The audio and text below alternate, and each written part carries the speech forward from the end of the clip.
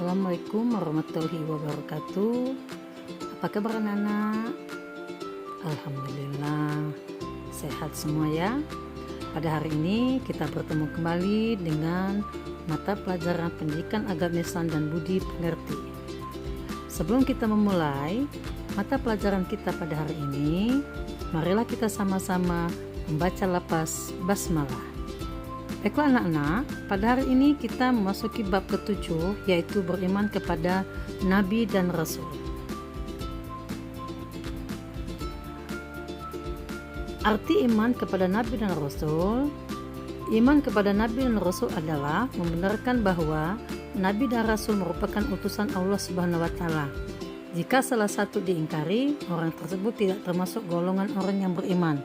Seperti firman Allah Subhanahu wa Ta'ala berikut. Bismillahirrahmanirrahim. Wa man lam yu'min billahi wa rasulihi fa inna a'tadna. Artinya, siapa yang tidak beriman kepada Allah dan Rasulnya, maka sesungguhnya kami telah menyediakan untuk orang-orang kafir itu neraka, syair, yang menyala-nyala. Quran Surat Al-Fat ayat 13. Dari penjelasan ayat tersebut, dapat dipahami bahwa kedudukan iman kepada Rasul sama pentingnya dengan rukun iman yang lain dan menjadi penentu seseorang disebut mukmin atau tidak. Anak-anak sekalian, ada yang sudah tahu berapa jumlah Nabi dan Rasul? Iya, 25. Ada 25 Nabi dan Rasul yang wajib kita ketahui.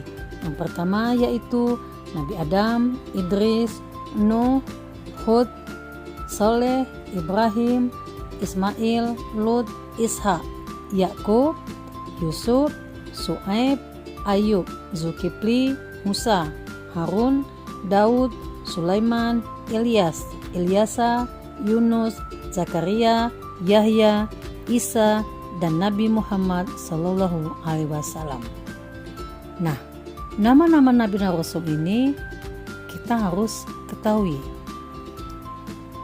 Itu bahkan kita wajib ketahui. Selanjutnya yaitu pengertian ulul azmi. Ulul azmi adalah gelar para rasul yang memiliki ketabahan dan keteguhan luar biasa. Rasul ulul azmi artinya rasul yang teguh pendirian dan tabah dalam menghadapi berbagai masalah ataupun rintangan ketika menjalankan tugas menyampaikan wahyu kepada umatnya. Paham di sini anak-anak? Selanjutnya, Rasul yang bergelar ulul azmi itu ada 5. Yang pertama, Nabi Nuh alaihissalam. Sifat ulul azmi yang dimiliki kesabaran dan ketabahan hatinya dalam menerima ejekan dari kaumnya saat berdakwah dan membuat bahtera atau kapal atas perintah Allah Subhanahu wa Ta'ala, serta ketabahan hati dalam menghadapi anaknya dan istrinya yang tidak mau menerima seruannya. Yang kedua yaitu Nabi Ibrahim alaihissalam. Sifat ulul azmi yang beliau miliki yaitu kesabaran dan ketabahan hatinya dalam menghadapi ayahnya yang tidak mau beriman kepada Allah Subhanahu wa Ta'ala. Di samping itu, Nabi Ibrahim alaihissalam tetap melaksanakan perintah Allah Subhanahu wa Ta'ala dengan lapang hati untuk menyembelih anaknya yaitu Ismail. Bahkan Nabi Ibrahim alaihissalam tetap tabah dan sabar saat dibakar api oleh Raja Namrud. 3. Nabi Musa alaihissalam. Sifat ulul azmi yang dimiliki beliau, keberaniannya dalam menghadapi Raja Fir'aun yang berjiwa musyrik dan zolim. Di samping itu, Nabi Musa alaihissalam selalu tabah dalam membimbing kaumnya yang banyak bertanya mengenai ajaran yang didakwakan olehnya. Keempat, Nabi Isa alaihissalam. Sifat ulul azmi yang dimiliki, kesabarannya dalam menghadapi caci maki kaumnya yang ditujukan pada ibunya dan dirinya sendiri. Selain itu, Nabi Isa alaihissalam tabah dan sabar dalam menghadapi fitnah dan pengejaran orang-orang Yahudi yang ingin membunuhnya. Kelima, Nabi Muhammad SAW. Sifat ulul azmi yang dimiliki keteguhan dan ketabahannya yang begitu besar dalam berdakwah, Nabi Muhammad SAW mendapat cacian, hinaan, dan perlakuan yang buruk dari kaum kafir Quraisy. Nah, anak-anak, di sini ada 4 sifat wajib para rasul. Pertama, sidik. Sidik artinya benar atau jujur. Dengan kata lain, bahwa semua yang disampaikan rasul itu pasti benar, baik berupa ucapan maupun perbuatan. 2. Sifatnya amanah. Amanah artinya dapat dipercaya. Rasul dapat dipercaya dalam menyampaikan apa yang diperintahkan dari Allah Subhanahu wa taala kepada umatnya. Penyampaian tersebut persis seperti aslinya tanpa ada penambahan atau pengurangan. 3.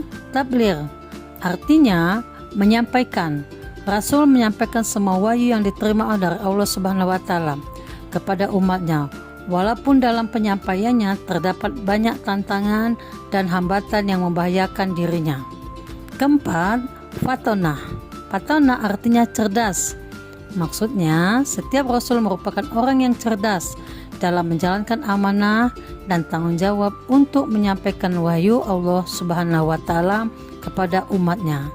Mereka mampu memberikan solusi dan jalan keluar terhadap persoalan umat. Sifat jaiz para rasul. Jaiz artinya boleh. Sifat jaiz berarti sifat-sifat yang boleh dimiliki rasul, yaitu sifat manusiawi yang dimiliki manusia pada umumnya. Namun, sifat tersebut tidak mengurangi martabat kerasulannya. Sifat jaiz rasul disebut dengan al-aradul basyariyah. Sifat tersebut diantaranya seperti makan, minum, sehat, sakit, susah, dan senang. Nah, Rasul juga memiliki sifat mustahil. Yang pertama, kizib. Rasul Allah SWT memiliki sifat sidik yang berarti jujur. Mustahil para Rasul memiliki sifat kizib yang berarti bohong atau dusta. Seorang Rasul tidak mungkin mempunyai sifat dusta dalam menyampaikan wahyu. Yang kedua, khianat. Khianat adalah kebalikan dari amanah. Khianat artinya tidak dapat dipercaya. Seorang Rasul tidak mungkin bersifat khianat karena Rasul adalah manusia pilihan Allah Subhanahu wa taala. Sehingga dalam menyampaikan wahyu Allah Subhanahu wa taala banyak orang yang mempercayainya. 3. Kitman artinya menyembunyikan. Rasul tidak mungkin menyembunyikan ajaran Allah Subhanahu wa taala. Karena tugas kerasulannya memang untuk menyampaikan wahyu dari Allah Subhanahu wa taala kepada umatnya. Balada artinya bodoh. Seorang rasul mustahil bersifat bodoh karena seorang rasul adalah manusia pilihan yang membawa penerangan pada jalan kebenaran sesuai wahyu Allah Subhanahu wa taala. Tugas rasul yang pertama menyampaikan risalah dari Allah Subhanahu wa taala. Kedua, mengajarkan ketauhidan. 3. Mengajarkan cara beribadah kepada Allah Subhanahu wa taala. Keempat, menjelaskan hukum-hukum Allah Subhanahu wa taala berupa perintah maupun larangannya.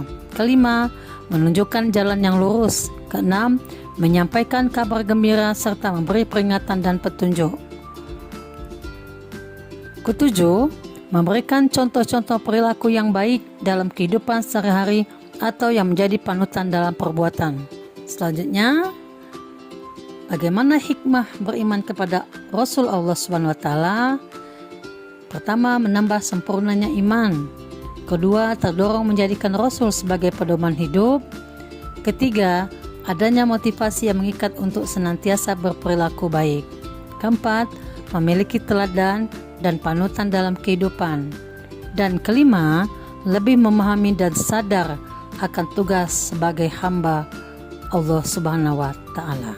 Bagaimana penerapan iman kepada Rasul dalam kehidupan generasi digital? Mengenali berbagai karakter generasi digital. Karakter 5 generasi. Baby Boomers lahir antara tahun 1946 1960. Generasi X lahir antara tahun 1961 sampai 1980. Generasi Y lahir antara tahun 1981 sampai 1994. Generasi Z lahir antara tahun 1995 2010.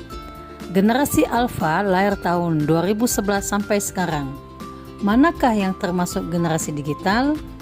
Nah, sekarang tentu kelompok generasi yang menjadikan teknologi dan informasi serta internet sebagai kebutuhan pokok untuk beraktivitas sehari-hari, termasuk mencari dan menemukan informasi, bekerja, beraktivitas sosial, belajar, serta melakukan berbagai kegiatan lainnya yang dilakukan dengan berbasis komputer dan internet. Meneladani sifat-sifat Rasul di era digital.